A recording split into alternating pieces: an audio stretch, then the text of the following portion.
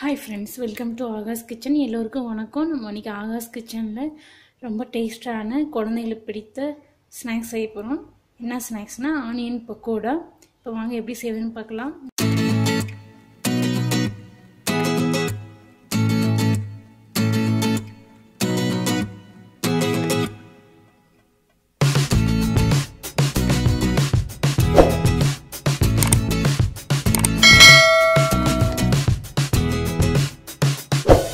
நான் வந்து 2 பெரிய வெங்காயம் எடுத்து நீல வாக்கில் கட் பண்ணி வச்சுருக்கேன். இந்த மாதிரி நீங்களும் கட் பண்ணி இந்த மாதிரி உதிரியாக 1 by 1 எடுத்துக்கோங்க.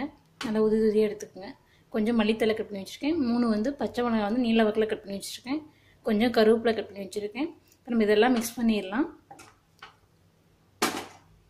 ஃபஸ்ட் வந்து ஒரு பவுல் எடுத்துக்கோங்க. பவுல் எடுத்துகிட்டு இதில் வந்து ஆனியன் ஆட் பண்ணிடலாம். நம்ம ஆனியன் வந்து நல்லா உதிரியாக எடுத்துக்கோங்க. இந்த மாதிரி நான் வந்து 2 பெரிய வெங்காயம் கட் பண்ணியிருக்கேன் நீல வாக்கில். சப்போஸ் உங்கள்கிட்ட சின்ன வெங்காயம் வந்தால் 4 வெங்காயம் எடுத்து கட் பண்ணிக்கிங்க நீல வாக்கில். இந்த மாதிரி நீல வாக்கில் கட் பண்ணிக்கிங்க. நம்ம வந்து கூடவே பச்சை மிளகாயும் ஆட் பண்ணிடலாம். இப்போ வந்து நம்ம வெங்காயம் பச்சை மிளகாய் ஆட் பண்ணிட்டோம். ஒரு 1/4 டீஸ்பூன் வந்து சோம்பு ஆட் பண்ணிக்கலாம். மிளகாத்தூள் வந்து 1 டேபிள் ஸ்பூன். நீங்கள் வந்து உங்களுடைய காரத்தூள் மாதிரி ஆட் பண்ணிக்கிங்க. 1 டேபிள் ஸ்பூன் வந்து பெருங்காயத்தூள்.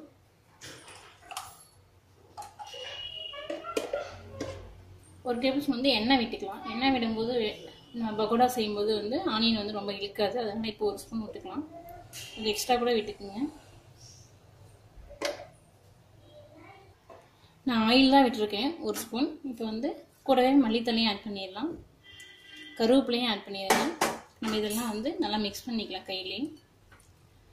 ஆயில் விடும்போது வந்து பக்கோடா நம்ம செய்யும்போது எண்ணெய் வந்து அதிகமாக இழுக்காது பக்கோடாவுக்கு. அதனால தான் நம்ம இப்போவே எண்ணெய் கொஞ்சம் ஆட் பண்ணோம். இது நல்லா டேஸ்ட்டாகவும் இருக்கும். குழந்தைங்க நல்லா விரும்பி சாப்பிடுவாங்க. ஈவினிங் வந்து ஸ்நாக்ஸ்க்கு வந்து நம்ம இதை செஞ்சு தரலாம். இந்த மாதிரி எல்லாத்தையும் நல்லா மிக்ஸ் பண்ணி விட்டுருங்க. இல்லை ஒன்றோட ஒன்று வெங்காயத்தையும் நல்லா உதிரியாகவே எடுத்துக்கோங்க. அப்போ தான் பக்கோடாவுக்கு நல்லாயிருக்கும். பாருங்கள், இந்த மாதிரி நல்லா மிக்ஸ் பண்ணிக்கோங்க.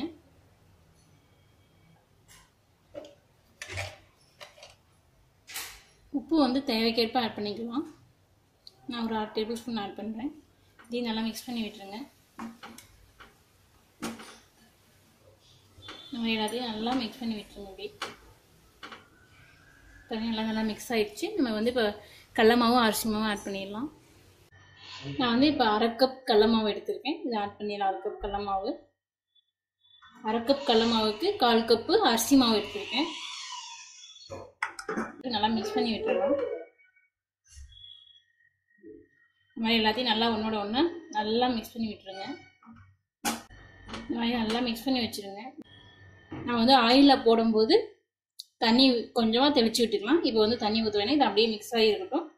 நம்ம ஆயிலில் போடும்போது தண்ணி தெளிச்சிக்கலாம். இது அப்படியே இப்போ வந்து ஆயில் சூடு பண்ணிக்கலாம். பக்கோடா செய்கிறதுக்கு நம்ம வந்து ஆயில் சூடு பண்ணி வச்சு நம்ம வந்து இதை நல்லா மிக்ஸ் பண்ணலாம். லைட்டாக வந்து இப்போ தண்ணி தெளிச்சு விடுங்க. ரொம்ப வேணாம், லைட்டாக தெளிச்சுட்டா போதும். ஏன்னா ரொம்ப கொலன்னு ஆயிடும். பக்கோடா நல்லா இருக்காது, முறுமுன்னு வராது. லைட்டாக தொளிச்சுட்டு நல்லா மிக்ஸ் பண்ணிக்கலாம். இப்படி நல்லா மிக்ஸ் பண்ணிக்கோங்க.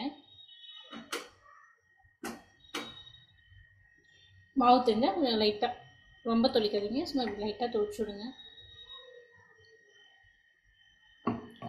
நல்லா இப்படி எல்லாம் ஒன்றோட ஒன்று நல்லா மிக்ஸ் பண்ணிக்கோங்க. இப்போ பாருங்கள், நல்லா மிக்ஸ் ஆயிடுச்சு. நான் வந்து இப்போ ஆயில் சூடு பண்ணி வச்சுருக்கோம். நம்ம ஆயிலில் போட்டுடலாம். பாருங்கள், ஆயில் நல்லா சூடாக இருக்குது. நம்ம வந்து சும்மா ஒன்று போட்டு பார்ப்போம் எப்படி வந்துருக்குன்ட்டு. ஃபஸ்ட்டு ஒன்று போட்டு பாருங்கள். நல்லா வருது.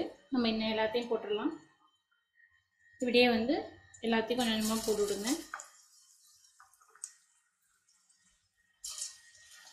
இப்படி கொஞ்சம் கொஞ்சமாக உதிரியாக போட்டு விடுங்க. இப்போ தான் பக்கோடா நல்லாயிருக்கும்.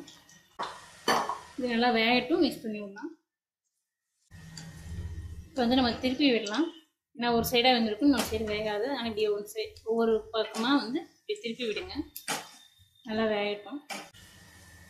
பக்கோடா வந்து நல்லா வெந்தால் தான் முறுமுறுன்னு வரும். நல்லா டேஸ்ட்டாகவும் இருக்கும். இது வந்து நம்ம ஈவினிங் ஸ்நாக்ஸ்க்கு வந்து குழந்தைங்களுக்கு டக்குனு ஒரு 5 நிமிஷத்தில் நம்ம செஞ்சிடலாம். வீட்டில் என்ன வெங்காயம் கடல மாவும் அரிசி மாவும் ரெகுலராக வச்சுருப்போம். நம்ம ஈவினிங் ஸ்நாக்ஸ்க்கு குழந்தைங்களுக்கு இதை செஞ்சு கொடுக்கும்போது நல்லா டேஸ்ட்டாக விரும்பி சாப்பிடுவாங்க. டேஸ்ட்டாக இருக்கும். குழந்தைங்க நல்லா விரும்பி சாப்பிடுவாங்க.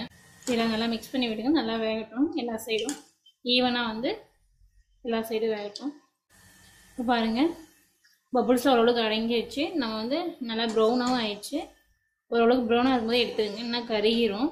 இந்த ஸ்டேஜில் வந்து நம்ம பக்கோடாவை எடுத்துடலாம். அதனால் நல்லா முறுமுறு நல்லா டேஸ்ட்டாக இருக்கும். இப்போ பாருங்கள், நல்லா கலர்ஃபுல்லாக வந்துருக்குங்க. பார்க்கும்போதே குழந்தைங்களாம் நல்லா விரும்பி சாப்பிடுவாங்க. நீங்களும் இந்த ரெசிபியை வந்து உங்கள் வீட்டில் செஞ்சு குழந்தைங்களுக்கு கொடுங்க. பெரியவங்க நல்லா விரும்பி சாப்பிடுவாங்க. பாருங்கள், இப்போ ஆனியன் பக்கோடா சூப்பராக வந்திருக்கு. நீங்களும் இந்த ரெசிபியை வந்து உங்கள் வீட்டில் ட்ரை பண்ணி பாருங்கள்.